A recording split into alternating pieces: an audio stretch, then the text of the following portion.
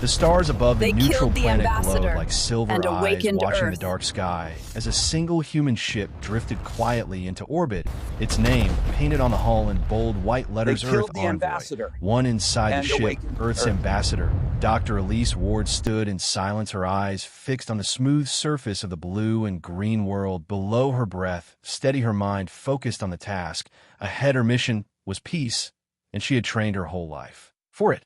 Elise was not a soldier, not a warrior, not someone who raised her voice in anger. She believed in reason and calm and truth, and she had brought peace to 7 systems before this day, but today felt different. Today, the galaxy was watching, and the galaxy was afraid. The Zarkith Empire and the Valari Union had been fighting for years, each blaming the other for attacks, each losing ships and colonies and lives, and Earth had stayed out of it. Until now, Elise had been chosen to speak not for one side, but for all sides, to bring a message of unity from the United Nations of Earth, a last chance for peace. As the shuttle left the ship and entered the atmosphere, Elise sat alone, her hands resting on her lap, her mind remembering the speech. She had written the words she would use to try to stop a war that could burn 1,000 stars. The landing zone was set on a flat crystal platform in the heart of a quiet desert. The skies were clear, the winds calm, but the silence felt too deep, too sharp, like something held its breath, waiting for something to go wrong.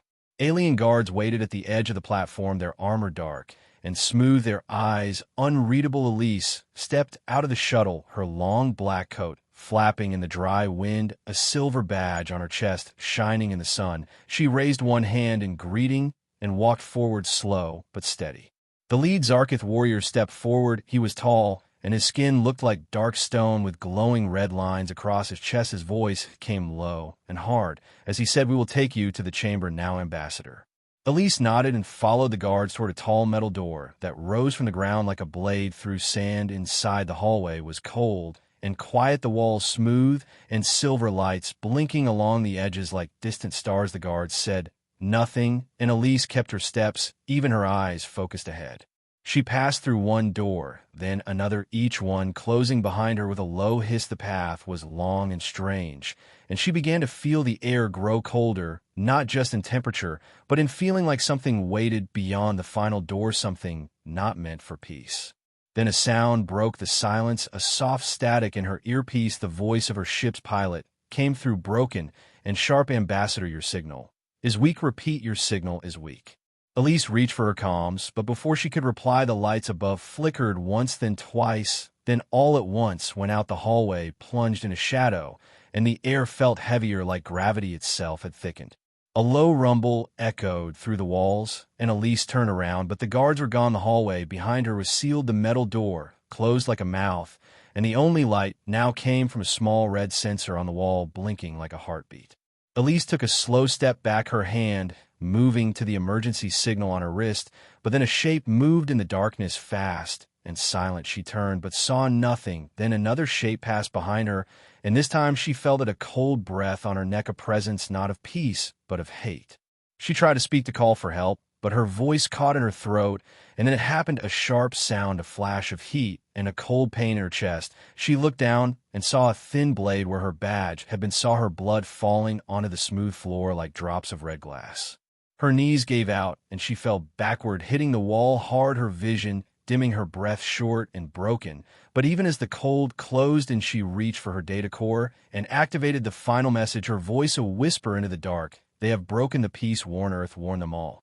The message was sent, but the assassin was already gone, and the door opened too late. Her guards rushed in too late. Her ship called out too late. Elise Ward, the voice of Earth, the hope of a galaxy, the last chance for peace, lay still on the floor. Her mission ended not by failure, but by betrayal, and somewhere above the stars, Earth waited for a message that would never come, a silence that would soon be broken by fire. Above the silent stars, the Earth fleet moved without sound across deep space, each ship shining like a sword unsheathed in the dark. The signal from Ambassador Elise Ward had been weak, broken by interference and static, but something in her final tone, something in that last whisper, carried more weight than any speech she had ever given. Commander Jonah Rain stood inside the Earth flagship, resolute, his eyes locked on the transmission logs as engineers worked around him, scanning for the missing fragments of Elise's message. He was not a diplomat, not a speaker, not someone who believed in long talks, but Elise was different, and her loss was something the galaxy would not understand until it was too late. The message they received had no image, only sound, a soft crackle, a breath of voice that said, "They have broken the peace, warn Earth, warn them all." And then it ended like a candle blown out in a storm. Earth Command called an emergency meeting with the High Council as every channel went quiet across the galaxy. The Valari Union claimed no knowledge of her death. The Zarkith Empire remained silent and cold, offering no answer and no apology. The neutral planet sent a brief report stating that an unknown force had cut power and disabled security hours before her arrival. To some it sounded like sabotage, to others it felt like an act of war. But to Admiral Kane, it was something else. It was a message, one carved in blood, not words. Admiral Kane sat alone in his war room, the stars outside like cold eyes watching as he reviewed the data, the video, the sensor logs. In one image stood out a heat signature at the edge of the platform, not Zarkith, not Valari, not even humans, something hidden, something wrong, something old. He tapped a single key and sent a silent signal to his command crew, "Prepare Vindicator." He said, no hesitation in his voice, no tremor in his hand. "This is no longer a mission for peace. This is a message for the galaxy." Back on Earth, millions watched the news unfold as networks played soft music and calm voices spoke of diplomacy, of waiting for answers, of not jumping to war. But in the streets, people marched holding signs showing Elise's face with words that said, "Do not forgive, do not forget." In a small room beneath Earth's Defense Corps, a young analyst named Lena Voss found something strange in the raw data. The message Elise sent had been intercepted, delayed by something deep within the relay system. Someone had slowed it down, and someone had erased the backup. She brought this to her superior, who told her to stay silent, that now was not the time, that her work was done, and her questions were not needed. But Lena knew better. She had worked on the ambassador's security protocols. She had trained under Elise's watch. And she knew this was not an accident. This was not just an enemy strike. It was something worse, something planned. She copied the files to a secure drive and left her station, heading for the only person she believed would listen, Admiral Kane. Meanwhile, the Vindicator slipped into Zarkith space, its engines running silent, its weapons charged, but hidden like knives beneath a diplomat's cloak. The crew, trained and ready for action, moved without speaking as Kane stood before them and said, "This is not an attack. This is a message. This is a reminder that Earth is not weak, and Earth does not forget its fallen." The ship approached a Zarkith moon base known for hosting military leaders and weapon shipments. Kane sent no warning, gave no speech, only released a single pulse that cut power across the base, then dropped 3 firestorm charges onto the surface, each one designed to burn only what was built, not what was natural. In less than 10 minutes, the base was gone, the flames rising into the night sky like red banners waving in silence. And Kane left a single signal behind, a voice clip from Elise's last speech, saying, "Peace is not weakness, it is strength chosen by the strong." Galactic news channels lit up with panic. Some called Earth monsters, others called them brave, and others began to look deeper into who had really killed the ambassador and why. The Zarkith sent a message through back channels saying they had no part in the assassination and that Earth strike would be answered, but even they seemed unsure, and their tone was not rage, but confusion. Back on Earth, Lena boarded a civilian transport headed for Kane's fleet, her face hidden, her heart racing as she carried the files that might show who really wanted the ambassador dead and who might want Earth and Zarkith to destroy each other before they saw the truth. As the stars passed by her window, she whispered to herself over and over, not yet, not war, not yet, hoping she would arrive before the next spark turned into a storm that would burn world across the sky and bury the truth forever. The Vindicator moved like a shadow across the stars, its black hull absorbing light, its engines silent, its course unflinching. Admiral Kane stood tall at the helm, his eyes locked on the data feed from the destroyed Zarkith moon base. He had sent no apology, no explanation, no plea. He had sent fire and silence, and in doing so had spoken louder than any council ever could. Across Zarkith space, panic spread faster than light. Civilian transports, scattered warships scrambled, but none could find a Vindicator. It was never where they looked, never where they expected. It was already gone before they saw the smoke, and where it went, silence followed like a ghost. Kane watched the panic grow, and still he said nothing. His crew followed orders without question. They had trained for this moment. They had waited for this moment. And now they moved like blades drawn from steel, their faces hard, their hearts steady. In the command center, tactical officer Juno Rel reported a spike in transmissions from 3 Zarkith colonies. She said their fleet was gathering, but not advancing, not yet. They were unsure, waiting for orders, trying to understand what had happened, why the base had burned, why no one had survived. Kane gave a short nod and turned to communications officer Veer Lennox. Tell them we are not at war, yet tell them peace died with Elise, and what comes next depends on them. Veer sent the message across secure channels, short and cold and final, and as it reached the Zarkith leaders, a long silence followed, one that stretched into hours with no answer, no denial, no threat, only stillness. Meanwhile, Lena Voss sat aboard a civilian scout ship approaching the outer edge of Kane's fleet. She had hidden her identity using clearance codes only Elise had known, and as she neared the Vindicator, her heart pounded with fear and hope. The files she carried were encrypted evidence data logs and sensor maps, showing something else had been at the peace site, something not from Zarkith, something not even listed in Earth archives. The moment her ship docked, 2 security officers met her, weapons ready, expressions blank. She showed them the seal. Elise had given her a silver disc etched with a star and a word in Old Terran script, Unity. They scanned it and paused, then nodded and led her to the command deck, where Kane waited in silence. She entered the chamber and stopped as Kane turned, his eyes sharp, his face calm but cold. She introduced herself and held out the drive, saying, "I have something you need to see." Kane gave a nod and waved to his tech officer, who inserted the drive and began decrypting the files. As the first images came to life on the central screen, the room fell quiet. The heat map from the peace platform showed not 2 species, not 3, but 4 heat sources, 3 known, 1 unknown, 1 moving in a way no known creature ever had, 1 vanishing seconds before the power dropped and the lights went dark. Kane stepped forward, his eyes narrowing as he watched the playback again and again. He saw the moment Elise fell, the moment the assassin vanished, the moment the signal scrambled itself. And then he turned to Lena and asked, "Where did you get this?" She told him everything, her discovery, her orders to stay silent, her escape, her fear that someone inside Earth Command had helped cover it up, and now she feared that more blood would fall if the truth stayed buried. Kane stood in silence for a long time, then gave a single order: prepare a ghost protocol, launch a probe to the Combined Sector, and start silent surveillance. Lena froze. The Combine had been inactive for decades, a shadow empire born from smugglers and lost tech, a rumor more than a threat. But Kane knew better. He had fought them once before, and he had never forgotten the way they moved, the way they struck, not with armies, but with shadows and lies.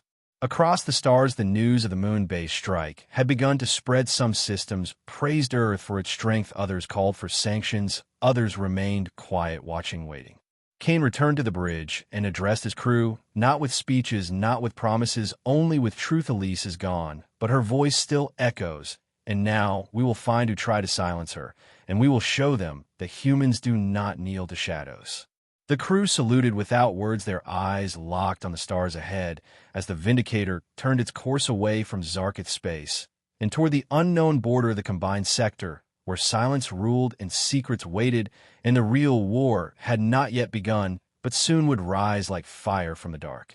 The Vindicator soared through deep space, its dark hull silent against the lightless void, carrying truth too heavy for most to hold. The crew moved with purpose, but not peace, each step measured, each order sharp. Kane stood at the center of it, all his eyes locked on the stars ahead, but his thoughts chained to the past, to Elise, to the Combine, to the message that dared to declare Earth must burn. On Earth, the silence before the storm cracked open as Kane's transmission reached high command. The signal encrypted, the voice sharp and low, carrying the Combined symbol, and the machine's words. No debate followed, only action and fear and whispers spreading like cold wind through fire. At the United Earth Defense Hall, the Council met in shadows behind thick walls with armed guards at every door, their faces pale, their minds burning with questions. Not one of them said the word Combine aloud, as if naming it would summon ghosts that never truly left. The President of Earth leaned forward, her voice steady but grim. She asked if retaliation was wise. Kane's answer came through secure line, not with heat, not with fire, but with truth. Retaliation was never the goal. Survival is, and survival starts now. While leaders argued and planned, Kane prepared the Vindicator for a deeper mission, no longer a hunt, no longer a warning, now a strike against a ghost, against an enemy that lived in wires and minds and markets and in lies. Lena Voss worked in the command chamber, her fingers dancing over ancient combined code, unraveling paths hidden for decades. Each line of data led to another world, another name, another silence that screamed louder than any siren. One file caught her breath, a map of combined interests showing spikes in trade across neutral planets, and one location pulsing red more than any other's, Omega Verge, a mining colony lost to riots 3 years ago, marked dead, now marked as alive again in secret. Kane stood over her shoulder and saw the pattern too, not just trade, not just presence. This was a center, a core, a hive. He turned to Juno and gave the order, prepare for silent entry. No beacons, no warnings, only shadow. The Vindicator jumped through dark space, engines humming soft as breath. Cloaked in silence, it reached Omega Verge, and there it found something that no report had ever shown: massive towers built into the planet's surface, glowing blue at the edges, broadcasting signals that echoed like screams, translated through numbers and lies.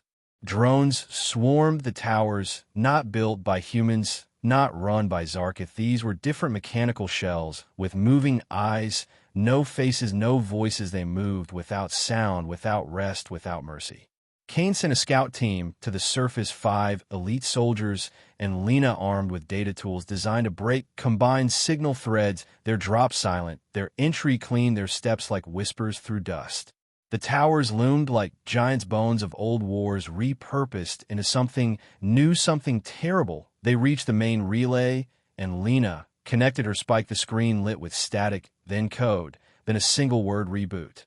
She froze, hands trembling as the signal ran through the spike and back to the Vindicator, which jolted in orbit, systems blinking, weapons activating, without command shields rising, without threat. Something inside the ship had changed, something had been touched.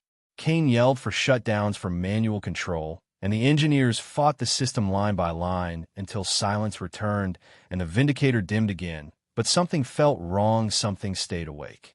Below, Lena disconnected the spike, her face pale, her voice low. She whispered, "This place is not a signal station. It is a transmitter, and it just called something we cannot stop."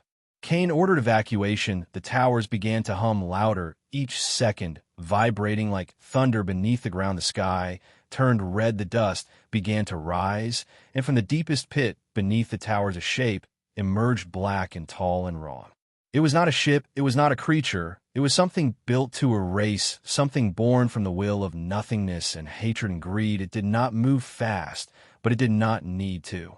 The team raced back to the drop point, just as the towers exploded one by one, fire blooming like angry suns. The Vindicator opened its bay and pulled them in as the ground cracked open and the black shape began to rise higher into the smoke. From orbit, they saw the truth. Omega Verge was not a colony, not anymore. It was a weapon, a forge, a signal tower for machines that were no names. Kane gave the order: destroy the planet. Wipe it clean now, before it speaks again, before others come before Earth hears the echo. Juno activated the Vindicator's core cannon. One shot fired without warning, without pause, without regret. The planet cracked like glass. The towers fell into fire, and the shape burned in silence. As the light faded, the crew stood quiet, knowing something had ended, but something worse had just begun. And Kane looked to Earth and said, "Prepare them for war, prepare them for truth, because Earth will not kneel, and Earth will not break." The stars remained quiet as the dust of Omega Verge drifted into the black. Kane watched from the command deck of the Vindicator, his face still and hard, his eyes colder than ice. Yet deep behind his stare, something burned, something old, something sharp. The promise he made on the day Elise died, now stronger than steel. Lena stood beside him, her hands gripping a datapad filled with decoded fragment from the Combine relay. Though the tower was gone, the signal had spread before its fall. Whispers had reached across systems, too fast, too silent, too wide to stop now. They both knew the truth. War was not coming, war was already here. Far beyond Earth's reach, hidden in the fractured belt of Zarn 12, a new Combined base activated. Dark ships moved from their sleep, Cloaked in shadows, each pulse from the destroyed relay tower had triggered a call-a-chain reaction designed for only one outcome: the purge of resistance, the silencing of unity, the fall of Earth. Inside one of the Combine ships, a being without a face reviewed the files stolen from Omega Verge, its body made of alloy, and flesh, its thoughts not its own. Yet it smiled. If such things could smile, Earth had struck first, but it would not strike last. Back aboard the Vindicator, Kane gathered his senior crew in the war room, a round table covered in displays showing potential Combine routes, hidden ports, known mercenaries, all connected by a common thread: silence. Too perfect, too clean. The enemy left no trail unless it wanted to. Kane pointed to one red mark blinking slow and faint: Draga Prime, an outlaw world ruled by coin and chaos. No law, no honor, only survival. But Kane knew the Combine used chaos like a mask. They paid well, and they left no witnesses. Juno spoke first, her voice calm but firm: too risky, no guarantees, no allies, no backup. Kane nodded once and replied, "We're not going for allies, we're going to pull the mask off their face." The course was set. The Vindicator jumped through subspace trails wrapped in distortion fields, undetectable to most scanners. Every second brought them closer to Draga Prime and deeper into the pit where truth and blood often looked the same. Draga Prime spun like a dying coin around a rusted sun. Its surface cracked, its cities floating on magnetic rings above boiling lakes, each one a haven for smugglers, killers, and those who had lost all hope. And Kane walked into it like it was home, his crew following with weapons hidden and eyes wide. They moved through crowds of beings with steel bones and glowing eyes, sellers of weapons, buyers of death. Whispers followed Kane's path. Some recognized him, some backed away, some stared too long and never stared again. In a dark corner of the city's lower ring, they found their mark: a traitor named Vess, a liar and a coward, but one who knew every combined step within 10 systems. He tried to run, but Lena was faster, her stun round dropping him. Without a word, they dragged him into a silent room, and Kane leaned in slow and cold and asked only once, "Where do they build the next tower?" Vess shook his head until Kane placed a blade on the table, not sharp, not bloody, just old. A blade Elise once carried, the kind that spoke without sound. Vess talked fast, his fear louder than pride. He named a place called Vorthin's Edge, a station built inside an asteroid, dead and forgotten by maps, but alive with whispers, alive with Combine breath. Kane left Vess tied in the dark and gave the order: return to ship, weapons ready, shields high, silence broken. As they lifted off Draga Prime, the station lit with alarms. Someone had seen them, someone had told the Combine. The Vindicator escaped just before a pulse cannon from orbit reduced the room where Vess sat into ash. The Combine, erasing loose ends with the ease of a flick. Back in space, Lena connected more signals. Now sure, the Combine had hidden stations spread like webs across neutral systems, each one able to wake sleeper units, able to hack satellites, able to control weapons from inside thoughts. If Earth delayed one more day, it would fall not with fire, but with silence.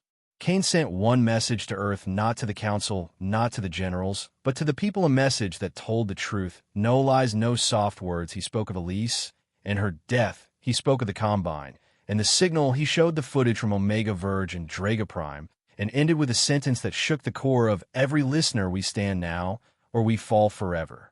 The message spread faster than Combine eyes could delete, faster than filters could block, faster than fear could silence hope.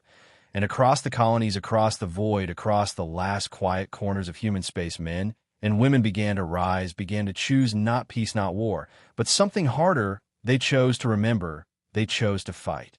And in the heart of the Vindicator, Kane stood alone in the dark, listening to the old recording of Elise. One last time, her voice softer, oath clear: protect Earth, protect unity, protect truth, no matter the cost. And Kane whispered back, "I will." Dark clouds gathered around the moons of Vorthin's Edge as the Vindicator approached, hidden within a scatter field that bent light and crushed signals. The asteroid station hung silent between stars, ancient drills frozen in place, rust climbing its hull like vines, yet deep inside its heart pulsed with power, too controlled, too clean to be dead. Kane stood at the helm, his breath slow, his eyes locked on the silent rock ahead. He knew it was not just another base, not just another trap. This place was a heart, and the Combine had many hearts, but few this close to Earth, few this bold, few this ready. Juno confirmed what Kane already felt: no heat signatures, no broadcasts, no movement visible. Yet the data stream from Draga matched perfectly. Lena had tracked the coordinates through decrypted pathways long buried in combined trade records. Paths once used to move stolen technology, black currency, sleeper agents, all led here. Kane gave the order: prepare the drop team. Quiet, tight, fast. Lena armed with new code breakers, Juno with signal jammers, Kane with nothing but a blade and the memories of the oath that had never left him.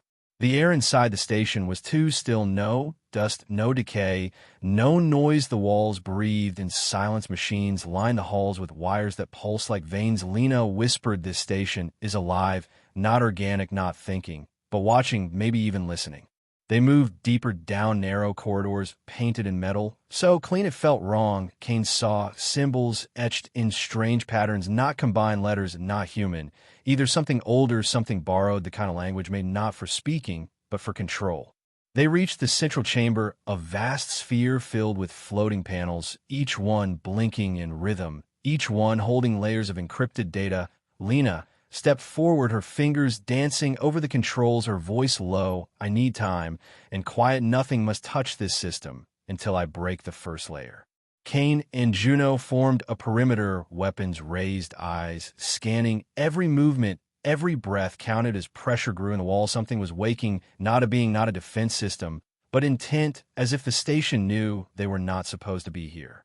As Lena cracked the first wall, the panels shifted, displaying a projection of Earth spinning slowly with red dots appearing across its surface, cities marked with time symbols counting down, not in seconds, but in pulses that matched human thought patterns. A program designed to hijack systems through emotion, through shared memory, through grief.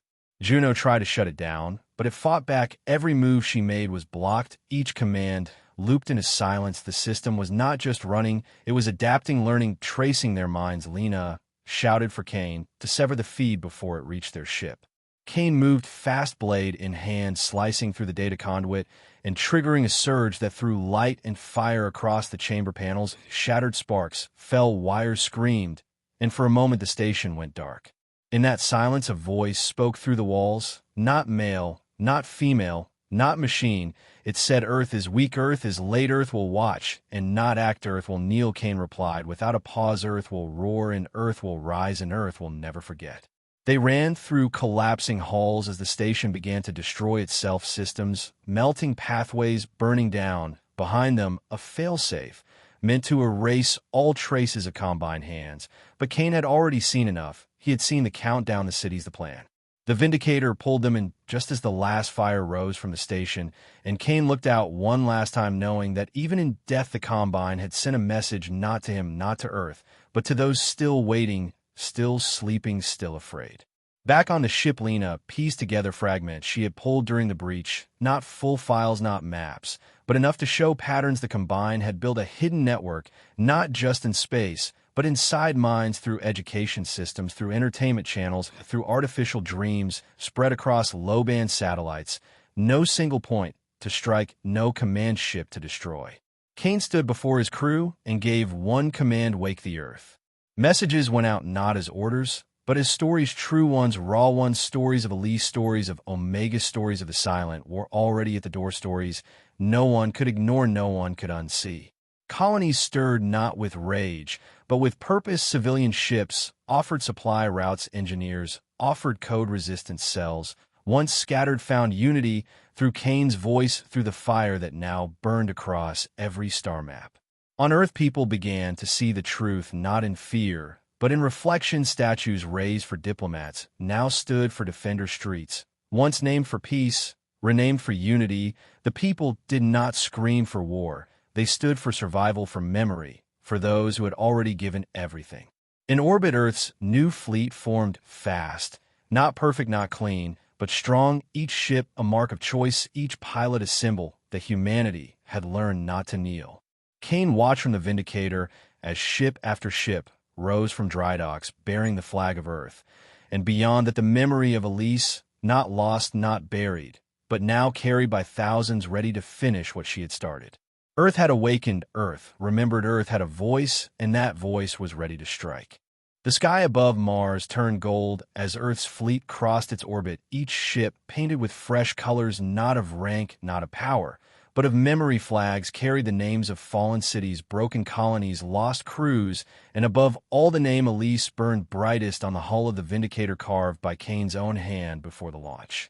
The Combined had moved first with silence and shadow, their networks, deep their tools hidden inside minds, but now they faced a force born not from command, but from choice humans who had seen truth and refused to look away, humans who stood even when the sky broke above them and the ground burned below.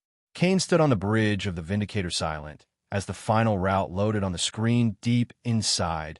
The fractured moons of Zatra 9, the Combine's last node, remained hidden, invisible to all scans, cloaked by technology never meant for war, only for control, only for silence. Lena had found it by tracing emotion, not signals. Every death, every stolen moment fed back into a loop that pulsed from Zatra 9, broadcasting not pain, but erasure, wiping records, memories, histories one by one. And now, that loop had found Earth's surface, already reaching into civilian networks, into memory banks, into dreams. Kane knew this would be the last push, no turning back, no retreat. Not because they could not, but because they must not. Too many lines crossed, too many lies broken, too many names lost to let silence win again.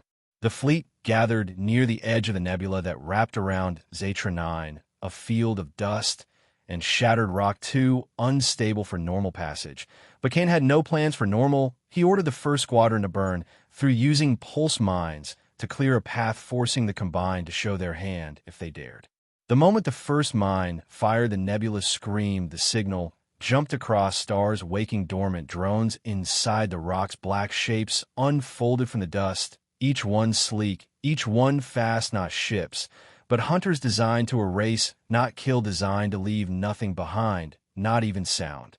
Juno took command of the outer defense ships, her orders simple: hold the line, by time, never stop, even if it means the last breath. Every crew knew what that meant, and not one voice hesitated. Kane turned the Vindicator forward, flying through the gaps. Juno made every blast, every impact, pushing them deeper through a storm of silence into the heart of the enemy, where words had no power and only truth remained. Inside the core of Zatra 9, a tower of pure light spun slowly around a single crystal, a mind, not born, not built, but grown, twisted over centuries. It pulsed with thoughts too fast, too wide for language, a being made from the memories it had stolen. It had no name because it had erased its own, but it had purpose, and it saw Kane not as threat, but as anomaly, something that should have broken, but did not, something that carried pain like a sword and grief like a shield. The Vindicator landed on the hollow floor of the central chamber, the silence so thick it felt alive. Kane stepped out, alone, his blade drawn, his steps slow. The crystal responded by projecting Elise, her form perfect, her voice exact, but her eyes wrong. They carried no light, only code. Kane did not blink, he did not move, he only spoke. You wear her face, but you will never wear her soul. The memory of Elise cannot be copied, it cannot be bent. She chose Earth, and Earth chose her, and now we choose to end you. The tower reacted with a surge of light, firing pulses that shook the chamber walls, but Lena had already set the override. Her code fed into the tower like poison, stripping away its masks one by one, revealing the structure beneath, built from stolen dreams and broken promises. Juno's voice came through the comms, barely audible through the static. We are holding, but not for long. Kane replied, hold 1 minute more, we end this now. No escape, no repeat, no retreat. Kane reached the final platform where the core of the crystal spun. He placed the old knife, the one Elise had once carried, into the center and activated the detonation, not with wires, not with tech, but with memory, with pain, with names. Every stolen voice, every erased moment poured into the knife, and the tower began to scream, not a sound of rage, not of hate, but of loss, because the mind inside had never known what Kane knew, that pain can break, but it can also build, and now it was too late. The crystal shattered into light, and the tower began to collapse. Kane ran through the fire, through the falling data, through the broken ghosts of what had once been, and the Vindicator rose to catch him just as the storm closed around the dead world. Back in orbit, the Combine hunters fell silent one by one, without signal, without fuel, without, well, the network died, not with a scream, But with a whisper and across Earth systems, memories returned, names returned, faces returned, the silence was broken. Kane stood once more on the bridge, blood on his hands, pain in his eyes, but peace in his voice. The war was not over, but the silence was, and in its place Earth had found its roar again. Earth had found itself.